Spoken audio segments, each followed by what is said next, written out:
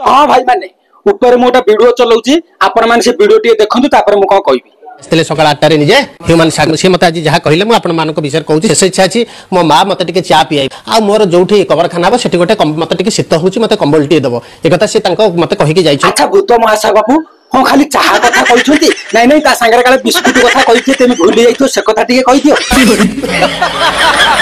भाई भौणी मैंने आपण मैंने खाली चिंता करूँ माने हिमन सागर भाई आउ ना माने ओडिशा सारा लोक कांदुंट माने ये कथा को लेकिन माने मजाक करुँच हाँ माने मते हिमन सागर भाई आसी कहले कि मत घर टे मीडिया आगे मीडिया तरफ टे जनईदब कि मत टे चाहा देवे शीत हो कम्बल देवे माने एत कथा तुमको भितर भितर आसिक हिमन सागर भाई कही सारे माने हिमन सागर भाई बची समय तुमको से चिन्हले ना